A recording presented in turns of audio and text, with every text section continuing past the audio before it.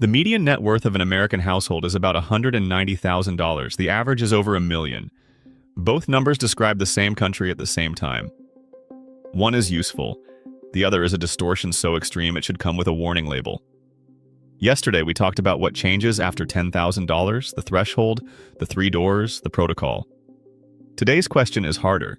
Where does the average person actually stand? And why average isn't a benchmark, it's a warning. When I first pulled every public data set on American household finances into one place, the picture they painted stopped me cold. And I'm Warren. I've spent years inside these numbers. This pattern, is the reason this channel exists. The top 10% of American households hold about 2/3 of total wealth. The bottom half holds less than 3%. When a dataset is that warped, the average becomes meaningless, like calculating the average net worth of a bar where 9 people have $100,000 and 1 walks in with $1 billion. The average says everyone's rich. The median says almost nobody is.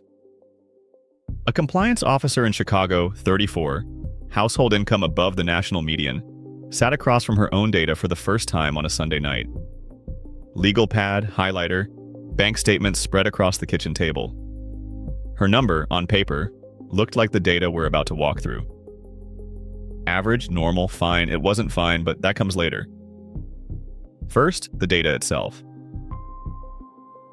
Here's where it starts to get uncomfortable. The Fed's Consumer Finances Survey, the gold standard of household wealth data, breaks everything down by age. Households under 35, median net worth of about $39,000. That's everything owned minus everything owed. For most people in this bracket, the biggest asset is a car that's losing value every month. And the number jumped sharply from 3 years earlier. But that was mostly housing inflation and pandemic savings that have already been spent. The habits didn't change. The underlying structure didn't change. The number went up. Everything else stayed the same. By peak earning years, mid-40s to mid-50s, the median household has less than $250,000. That's supposed to be the summit of an entire working life, and most of it is locked in a house that can't be spent. Strip out the home and liquid net worth, the money that could actually be deployed tomorrow drops closer to $40,000 or $50,000. The Chicago compliance officer? She fits right in that trajectory. 34, on track to peak with $250,000 in total net worth by her 50s. Mostly home equity she can't touch. Her liquid savings at the time she ran the numbers, about $8,000. Below the threshold from yesterday's video? Below the line where the brain switches modes. Now, here's the number that should genuinely concern everyone watching this. By the time a household reaches retirement age, the median sits at roughly $360,000. Sounds like a lot until the math runs. 4% withdrawal, about $15,000 a year. Add Social Security, roughly $22,000. Total, about $3,000 a month. After 40 years of work, picture that. Tuesday afternoon at a pharmacy, a prescription costs $84, and the checking balance says $412. The person does the math in their head, rent due in 9 days, groceries this weekend, the electric bill still pending. The $84 isn't a question of whether they can pay it. It's a question of what they can't pay if they do. That constant, quiet tightness, that's what $3,000 a month feels like at 62. Not poverty, constraint. And constraint after a full career is the output of a system that nobody redesigned along the way. Nobody told this person they were on the wrong track. The paychecks kept coming. The rent got paid. The retirement account had something in it. Everything looked fine from the outside, and inside, the numbers were silently producing an outcome that nobody would have chosen if they'd seen it coming. But here's the thing that kept me up when I first put these data sets together, and this is the part most financial content doesn't touch. Everything just described is only the asset side. Now flip the ledger. Total consumer debt hit a record in late 2025, almost $19 trillion. The average household carries roughly $100,000 in debt, mortgage, auto, student, credit cards. But the category that destroys wealth building isn't the biggest one. It's the smallest. The average household with revolving credit card debt owes about $10,800. At roughly 22% interest, minimum payments only, that balance costs nearly triple over its lifetime, about $28,000 total. Same compound interest equation that builds wealth in a brokerage account. Same math, opposite direction. And here's the connection to yesterday's video that makes this concrete. The $10,000 threshold. the line where the brain shifts from survival to building. The average household has that exact amount. Except it's not in savings, it's on a credit card. The gears are turning, just backward. The compliance officer in Chicago ran her own version of this math on that Sunday night. Mortgage, $1,400. Car payment, $520. Credit card minimums, $340. Student loan, $280. Insurance, utilities, groceries, phone, another $2,000. Total fixed outflow, about $4,500. After-tax income, $5,200. The gap, $660 a month. She put the highlighter down and stared at the number. $660, that's the entire margin for saving, investing, emergencies, clothing, entertainment, and anything that might count as a life. And she earns above the median. She asked the obvious question, where did the money go? And the answer wasn't restaurants or impulse purchases. It was structure. The car payment alone, $520 a month on a vehicle she bought at 27, because the previous one broke and she needed to get to work, costs about $37,000 over the 6-year loan. The car depreciates to maybe $12,000 in resale. A net loss of $25,000 to own a machine that bleeds value every month it sits in the driveway. But here's what makes this important. That wasn't a bad decision. It was the normal decision. The decision the system presents as default when a car breaks down and the person needs to get to work Monday morning. The dealership offers financing. The bank approves the loan. The monthly payment fits inside the budget, barely. And nobody in that chain of transactions mentions what the car will cost in total, or what that $520 a month could have become if it had gone somewhere else for 20 years. The system isn't predatory in any dramatic sense. It's just optimized for extraction by default, and the person inside it doesn't see the optimization happening because each individual step looks reasonable. There's a dark comedy to this, actually. She's a compliance officer. Her job is making sure systems follow the rules, and the system she lives inside follows its rules perfectly. The rules just weren't written in her favor. The savings rate makes the picture worse. A generation ago, Americans saved about 12% of disposable income. Today, it's around 4 to 5%. On the median income, that's barely $300 a month. Here's what that feels like in practice. Every unexpected expense over that amount, a brake job, an urgent care visit, a busted water heater, erases a full month of progress. 2 bad months in a row and the savings balance is back where it started. The household isn't building. Household. It's treading water with the surface at chin level and every ripple pushes it under. But here's where the math turns genuinely brutal, and it's worth pausing for this one. At the old savings rate of 12%, that same household would put away about $700 a month instead of $300. The $10,000 threshold would arrive in just over a year instead of nearly 3. And here's the detail that makes this more than just arithmetic. Over a full career, the difference between those two savings rates, 7 percentage points, isn't marginal. It's the difference between retiring with enough to live with freedom and retiring into constraint. Same income, same city, same commute, same coffee order. The only variable that changed is the percentage that got captured before the brain had a chance to spend it.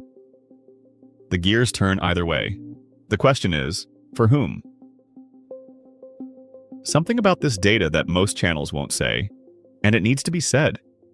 This isn't a lecture about discipline. The compliance officer in Chicago isn't undisciplined. The substitute teacher in Raleigh isn't lazy. The system these people live inside was designed, not maliciously, but systematically, to make extraction automatic and building voluntary. That's not a conspiracy. It's an incentive structure. Banks profit when people borrow. Retailers profit when people spend. The entire consumer economy is optimized to keep the gap narrow and the debt compounding. The average person isn't failing inside that system. They're performing exactly as the system was designed to make them perform. The deeper pattern behind all of this is one that most financial content completely ignores. The extraction side of the average household, interest, fees, penalties, runs on autopilot. It doesn't need an app, a decision, or a moment of motivation. It just takes. Think about what that looks like on a Thursday night at 11.